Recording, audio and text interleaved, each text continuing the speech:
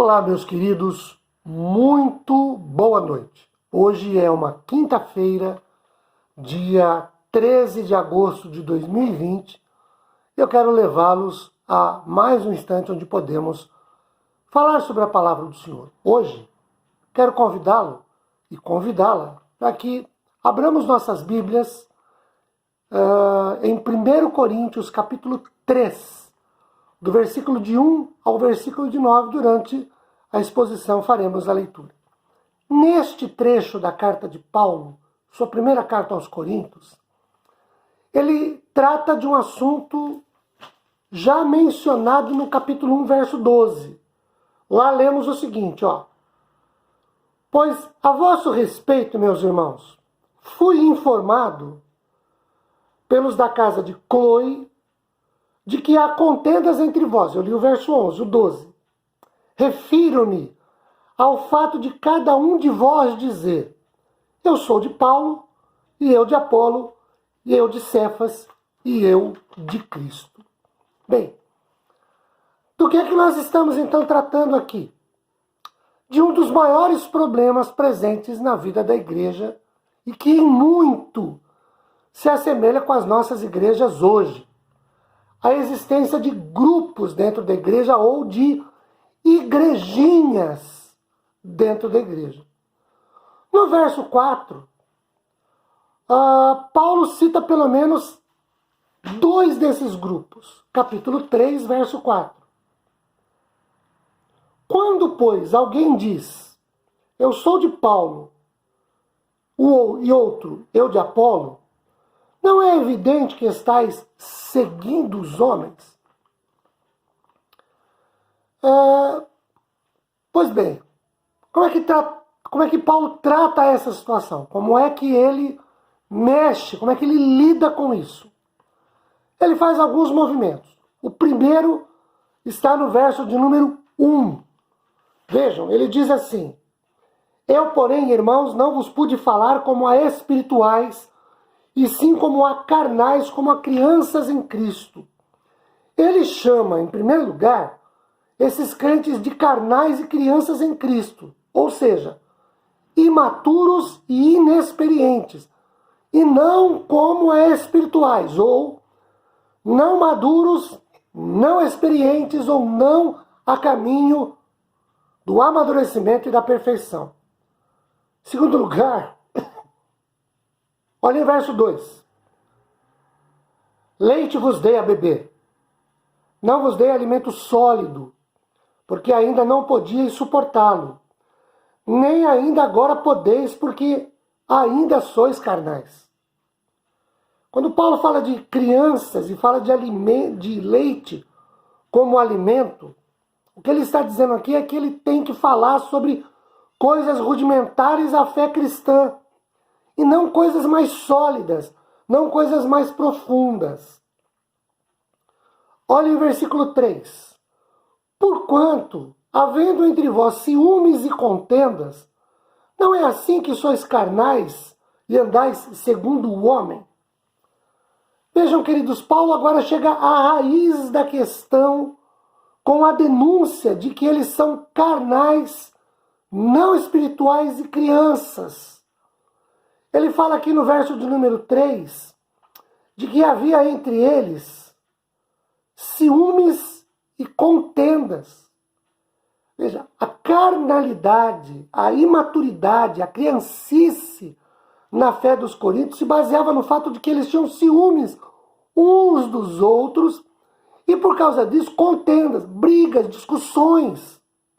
Vejam, meus queridos, Paulo faz uma denúncia aqui de que eles andam segundo os homens. Então, olhem como era constituída a igreja de Corinto. Pessoas carnais, crianças na fé, pessoas não espirituais, eram pessoas que brigavam entre si, tinham ciúmes e, em sexto lugar, que andavam segundo o conceito dos homens. Ideologias, filosofias. Então Paulo condena essa carnalidade, condena essa imaturidade. Olhem para os versos de número 6, 7 e 8. Daí nós vamos tirar algumas coisas. O processo aqui, Paulo fala de um processo comparado à agricultura. Quando ele fala que ele, Paulo, plantou, o Apolo regou, e o mesmo verbo aqui é traduzido por alimentou lá no verso 2. Mas vejam, nenhum nem outro faz crescer as plantas. O que salientava a relativa insignificância da obra de cada um. Olha o 6, ó. Eu plantei, Apolo regou, mas o crescimento vem de Deus, de modo que, 7, nem o que planta é alguma coisa, nem o que rega, mas Deus que dá o crescimento. Vejam, queridos, só Deus, verso de número 7 e 8, dá o crescimento. O verbo colocado aqui está no tempo imperfeito, que no original indica um tempo contínuo, ininterrupto.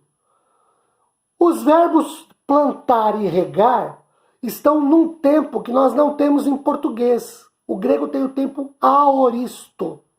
Que tempo é esse? É um tempo verbal, significa que a coisa que foi feita, uma vez foi feita, acabou, não precisa ser feito de novo, foi feito definitivo. Então, Apolo e Paulo fizeram a obra que lhes era comprometida, que lhes era o que competia. E consumou-se isso. Paulo poderia dizer assim, no tempo auristo, no grego. Eu preguei, ponto. Não prego mais, não preciso pregar mais para vocês porque eu já preguei, eu já fiz isso. Apolo regou, ponto. Ou seja, Apolo já fez o que tinha que fazer, ele não vai fazer de novo, não precisa mais fazer.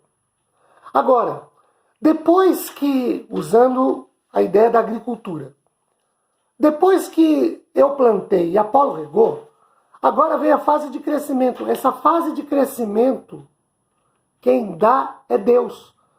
Por isso ele diz, quem planta e quem rega não é nada. Quem dá o crescimento é que é tudo. Eu quero levá-los a 3 conclusões que Paulo faz nos versículos seguintes. A primeira está no verso 7. Nem quem planta, nem quem rega são importantes. A atenção dos coríntios deveria estar fixada em Deus. Porque só Ele efetua toda a obra espiritual, só Ele efetua o crescimento. Os instrumentos de plantar e colher, de plantar e regar, não são nada importantes. São instrumentos, mas nada importantes. Segunda conclusão está no verso de número 7 também. Existe unidade essencial entre quem planta e quem rega. Olha para o verso 7, mas olha também para o verso 8. No 7 ele diz que nem quem planta nem quem rega é alguma coisa. No 8 ele diz, ora, o que planta e o que rega são um. E cada um receberá o seu galardão segundo o seu próprio trabalho. Qual é a ideia aqui? Queridos, Paulo destaca a ideia, que é óbvio, que a obra de um não pode ter sucesso sem a do outro. Quando ele diz que há quem segue a ele, Paulo, e há quem segue a Apolo, e ele diz que isso é seguir homens, e agora no verso 8 ele diz que quem rega e quem planta e quem rega são um, ele fala de unidade, de não divisão entre as partes, e ele fala que o sucesso tanto de quem planta como de quem rega é o mesmo. Não pode haver divisões entre quem planta e quem rega. Não tem essa de mais importante. Paulo porque planta é mais importante do que Apolo porque rega. Não. Ou Apolo porque rega é mais importante do que Paulo porque planta. Absolutamente. É uma unidade de trabalho porque visa o reino. Então, longe de serem rivais, Paulo e Apolo, afirma Paulo que ambos são um no trabalho, na unidade e na visão, porque a visão é de reino. A terceira conclusão é de que Deus é quem dá o crescimento. Ele é que é importante. Olhem agora para o verso 9. 3 vezes Paulo emprega a palavra Deus vindo em primeiro lugar. De Deus somos cooperadores, de Deus lavoura, de Deus edifício, sois vós.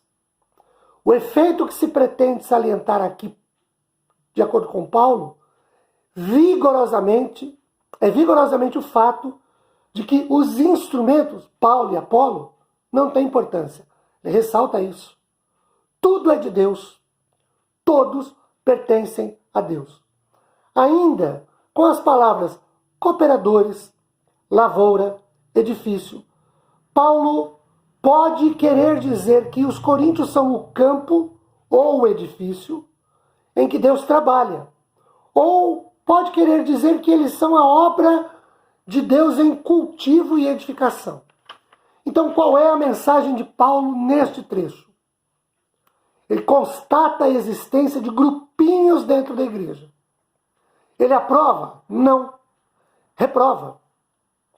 Chama os crentes que vivem em grupinho, que fazem grupinho, as igrejinhas dentro da igreja, de carnais, crianças em Cristo, por isso ele não pôde dar alimento sólido e sim leite, de não espirituais. Então eles são imaturos e são pessoas imprudentes também, porque seguem homens, são contenciosos e são ciumentos. Que Deus nos livre de termos igrejinhas dentro de igrejas, e Deus nos livre de sermos pessoas tais como essas que Paulo acabou de descrever em 1 Coríntios 3, de 1 a 9. Paremos de brigar, de discutir, isso não leva nada a nenhum, isso não leva ninguém a lugar nenhum. Que Deus nos abençoe com sua paz, consolo e conforto. Um beijo no seu coração. Tchau, gente!